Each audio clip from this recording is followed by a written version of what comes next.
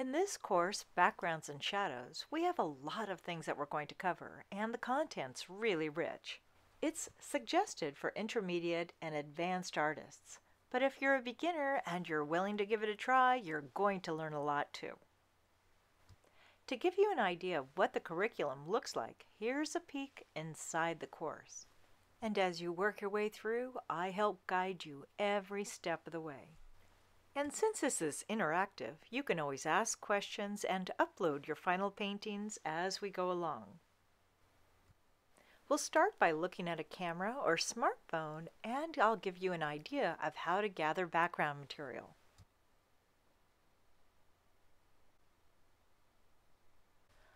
We'll look at layering and how warm and cool colors can really affect your composition.